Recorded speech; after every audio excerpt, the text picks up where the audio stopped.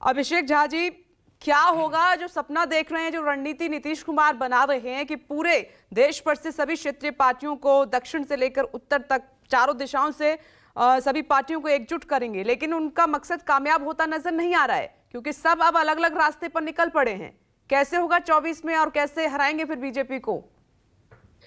विपनेश, एक बात समझना बेहद आवश्यक है कि हर एक पॉलिटिकल पार्टी को अपने हिसाब से राजनीतिक कार्यक्रम चलाने का अधिकार है। हर कोई चलाता है, हम लोग भी चलाते हैं, अन्य पार्टियां भी चला रही हैं। जितने राजनीतिक कार्यक्रम होंगे, जनता में, लोगों में राजनीतिक चेतना उतनी ही ज्यादा विकसित होगी। वो लोग चीजों को समझ पाएंगे, देख पाएंगे। नीतीश कुमार जी ने जो प्रयास किया है वो प्रयास जारी है और आप देखेंगे कि उस प्रयास के सकारात्मक नतीजे पूरे देश में निकलकर सामने आए। पहले मैं अपने नेता नीतीश कुमार जी की यात्रा से ही शुरू करता हूँ। अभी जिन यात्राओं की आप चर्चा कर रहे हैं, माननीय राहुल गांधी जी यात्रा कर रहे हैं, विपक्ष में मजबूत नेता है, संघर्ष कर रहे हैं। अखिलेश यादव जी यात्रा कर रहे हैं, वो भी विपक्ष के वहां नेता है, मजबूत नेता है। यहाँ प्रशांत किशोर जी भी यात्रा कर रहे हैं, वो भी सत्ता से बाहर है। लेकिन नीतीश कुमार जी देश में एकमात्र ऐसे नेता हैं जो सत्ता में रहकर भी इतनी यात्राएं करते हैं। इससे पूर्व में भी 13 यात्राएं उन्होंने की हैं जब से मुख्यमंत्री बने हैं। ये 14वीं यात्रा होने जा रही है। मैं यात्राओं का नाम भी मेंशन कर सकता हूं, बट समय लगेगा। नीतीश कुमार जी की मंशा क्या होती है? यात्रा से बहुत फायदे होते हैं। सरकारी जो काम हो रहे हैं, योजनाएं हो रही है, उनके क्रियान्वयन की क्या स्थिति है वो मालूम चलती है। त्रुटियां, गड़बड़ियां मालूम चलती हैं। जन अपेक्षाओं, आकांक्षाओं को समझने का मौका मिलता है, जनता के मूड को समझने का मौका मिलता है। तो नीतीश कुमार जी एक ऐसे नेता हैं जो सत्ता में रहकर भी यात्रा करते हैं। यात्रा की शुरुआत कोई आज नहीं हुई है विपनेश जी। भाजपा के लोग अपनी पीठ थपथपाते हैं, अपनी बातों को कहते हैं। दांडी मार्च याद कर लीजिए, देश को आजादी दिलाने के लिए हमारे महापुरुषों ने जो यात्रा की थी उनको याद करिए। यात्रा से राजनीतिक चेतना विकसित होगी। लेकिन एक बात और, जब भी यात्राएं होती, भाई हमारा राजनीतिक कार्यक्रम है। धनंजय गिरी जी कह रहे हैं ये दरअसल मतदान यात्रा है। मुद्दों की बात तो ऐसे ही की जा रही है, मतदान यात्राएं निकाल रहे हैं। नहीं, हम तो आग्रह करेंगे भाजपा के साथियों से कि आप लोग भी यात्रा निकालिए और पश्चाताप यात्रा निकालिए, प्रायश्चित यात्रा निकालिए कि जिस तरह से आपने देश का बेड़ा गर्क किया है, जिस तरह से बुनियादी मुद्दों से ध्यान भटकाकर आपने सिर्फ अपनी राजनीति चमकाने की कोशिश की है, तनाव पैदा किया है, वातावरण, माहौल खराब करने की कोशिश की है, आप एक बार पश्चाताप यात्रा, प्रायश्चित यात्रा निकालिए। देखिए, आपको जनता का समर्थन जरूर मिलेगा। देखिए, जब भी सकारात्मक यात्राएं होती हैं, भारतीय जनता पार्टी के नेताओं के पेट में दर्द होता है। आप राहुल गांधी जी की यात्रा देख लीजिए या नीतीश कुमार जी की यात्रा शुरू होने वाली है, उसको लेकर इनके नेताओं के बयानों को नहीं, कायदे से अभिषेक झा जी ये दिखाई देना चाहिए था क्योंकि नीतीश कुमार काफी पीछे हट गए क्योंकि उनका मकसद 24 में बीजेपी को हराना है। तो उन्होंने राहुल गांधी की तरफ भी इशारा किया। देश भर में इतनी बड़ी यात्रा राहुल गांधी निकाल रहे हैं तो उनकी स्वीकार्यता होनी चाहिए थी, सभी क्षेत्रीय पार्टियों को उनके साथ जुटना चाहिए था, उनकी यात्रा में, भारत जोड़ो यात्रा में शामिल होना चाहिए था। लेकिन ऐसा हुआ नहीं, किसी ने इन्विटेशन ही नहीं एक्सेप्ट किया और अपनी अपनी यात्राएं, रास्ते अलग अलग खोज रहे हैं। ऐसा होना चाहिए था कायदे से, लेकिन हुआ नहीं। नहीं, समझिए आप इस बात को पहले समझिए। राजीव आ रही हूं कि हर एक पार्टी है, अपना अपना राजनीतिक प्रोग्राम, कार्यक्रम होता है। हम लोगों ने कभी ऐसा नहीं कहा है कि राहुल गांधी जी ने यात्रा निकाली है तो यह बेहतर यात्रा नहीं। देश के मजबूत विपक्ष के नेता है, उनके विषय में हमारे नेता नीतीश कुमार की जो मंशा है, नीतीश कुमार जी ने साफ तौर पर कई मंचों पर साफ कहा भी। भाई, पॉलिटिकल प्रोग्राम हो रहे, जरूरी नहीं है कि हर पॉलिटिकल प्रोग्राम में विपक्ष के सभी दल एक साथ ही मिलकर। विपनेश, अभी 2024 के चुनाव में समय है। अच्छा। विपक्ष के सभी दल एक प्लेटफॉर्म पर आकर जब बातचीत करेंगे तो एक साथ सम्मिलित कार्यक्रम भी हो। ठीक है, इसका जवाब मैं अपने सहयोगी राजीव रंजन से लूंगी, विश्लेषण थोड़ा और करेंगे। लेकिन धनंजय गिरी जी कुछ कहना चाह रहे हैं, जल्दी से धनंजय गिरी जी। देखिए, नीतीश जी ने तमाम यात्राएं की और लास्ट में प्रधानमंत्री पद का उनको लोभ हुआ, उनको सपना आया कि मैं प्रधानमंत्री बन सकता हूं। शाम की पूजा पार्टी ने बताया, पूरे देश में घूमे, नगरी नगरी, द्वारे द्वारे घूमे, केसीआर को बुलाया, केसीआर ने रिजेक्ट कर दिया, केसीआर ने रिजेक्ट कर दिया। जब पूरे राहुल कांग्रेस ने 20 मिनट का समय देकर भगा दिया, केजरीवाल ने भगा दिया, तो अब वो शर्मसार यात्रा पर निकल रहे हैं कि पहले को मैं बीजेपी के गोद में बैठा, फिर आरजेडी के कंधे पर चढ़ा, फिर आरजेडी से कंधे से उतरा, अच्छा नहीं लग रहा है धनंजय गिरी जी, भगा दिया। ऐसे नहीं बात करनी चाहिए। सारे दलों से, सब जगह से जब वो पूरी तरह से हताश और निराश होकर के लौटे हैं, तब वो कह रहे हैं कि अंगूर खट्टे हैं।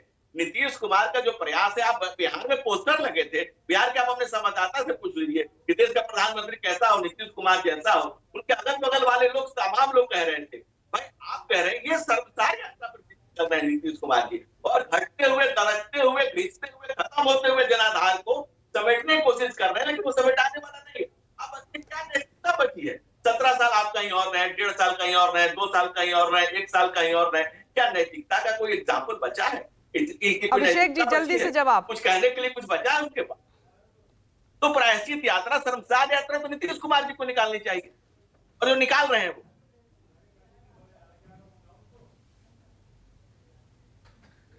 अभिषेक जी आपकी आवाज मुझ तक नहीं पहुंच रही है, मैं राजीव का रुख कर लेती हूँ। राजीव जी, मेरी आवाज मिल रही है आपको? जी जल्दी से, अब मिल रही है आपकी आवाज। जी जी।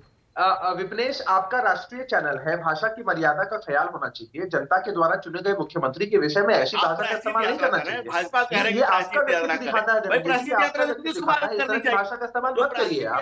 और इस बात को मत भूलिए, एक एक करके बात करेंगे कीर्ति जी पांडे जी, एक एक करके। इस बात को मत भूलिए कि वो जनता के द्वारा चुने गए मुख्यमंत्री है। भारतीय जनता पार्टी नीतीश कुमार जी के नेतृत्व में बिहार में इस तरह से फैली है, और भारतीय जनता पार्टी के साथ गठबंधन करने को कोई तैयार नहीं होता था। नीतीश कुमार जी ने भारतीय जनता पार्टी का हाथ थामा है। इस तरह की भाषा का इस्तेमाल हाईली कंडेम दिस, कड़े शब्दों में निंदा करता हूं। आपको माफी मांगनी चाहिए सार्वजनिक रूप से। आप कैसे इस्तेमाल कर सकते हैं कि किसी ने भगा दिया, किसी ने मिला? आप विरोध करिए, लेकिन व्यक्तिगत तौर पर मत जाइए। ठीक है अभिषेक जी, मैंने इंटरप्ट कर दिया उसके लिए। मैंने कहा कि न्यूज़ 24 के प्लेटफॉर्म पर थोड़ी भाषा की मर्यादा है। मैं राजीव ये कह रही हूँ, जो अभिषेक जहाजी कह रहे हैं, अभी वक्त है 24 में, तो क्या ये जो यात्राएं अलग अलग निकल रही हैं, इनका मकसद आखिर में एक हो जाएगा? अभी जो मकसद है बीजेपी का, जो सबसे बड़ा वोट बैंक है ओबीसी वोट बैंक, उसमें सेंध लगाना है क्या इन पार्टियों का मकसद?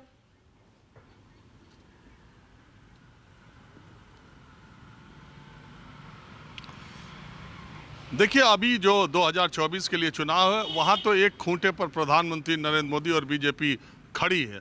अब दूसरा जो पक्ष है वो किस तरीके से तैयार होगा, जहां तक मुझे लगता है कि विपक्ष में बिहार में देखिए नीतीश कुमार यात्रा निकाल रहे हैं, वो अलग बात है, लेकिन चूंकि कांग्रेस और आरजेडी और जेडीयू का वहां गठबंधन है, इसलिए 2024 के चुनाव में नीतीश कुमार और राहुल गांधी की आपसी अंडरस्टैंडिंग गठबंधन में कहीं कोई दिक्कत मुझे नहीं लगता कि होनी चाहिए। देखिए, ये बात नैतिकता और सत्ता लोलुपता की बात पैनल में बैठे या आप अपनी अपनी पार्टी की बात कहने वाले लोग भले कहें, लेकिन इस देश में कोई ऐसी पार्टी नहीं है जो नैतिकता की बात कर सकती है। कोई एक पार्टी हो, नीतीश कुमार को पलटू राम भी कहा जा सकता है और पटकू राम भी कहा जा सकता है। वो पलट भी जाते हैं और पटक भी देते हैं। जब अगर एक दृष्टि से आप देखें तो वो पलटू राम है, दूसरे दृष्टि से देखें तो वो पटकू राम है। अगर उनको जब ये दुनिया जानती है, और ये सत्य है, कोई ऐसी बात मैं नहीं कह रहा हूँ, कि अगर नीतीश कुमार नहीं होते तो भारतीय जनता पार्टी आज जितनी मजबूत हुई है बिहार में शायद नहीं होती। मैं उस समय भी 2005 के भी चुनाव को कवर करने गया था, तब नीतीश कुमार ही एक पोस्टर बॉय थे पूरे एनडीए की तरफ से बिहार में, जो कि वहां गठबंधन की सरकार को लाने में कामयाब हुए थे। दूसरा कोई चेहरा आरजेडी से नहीं लड़ सकता था। और एक ग्राउंड रियलिटी ये भी है कि आज भी बिहार में नीतीश कुमार के बराबर भारतीय जनता पार्टी के पास मुख्यमंत्री पद का कोई चेहरा नहीं है, जिसके चेहरे को आगे करके बिहार में नीतीश कुमार के बराबर बीजेपी का कोई चुनाव लड़े। एक वो बिहार की पिछले 15 वर्षों में पहचान बन चुके हैं।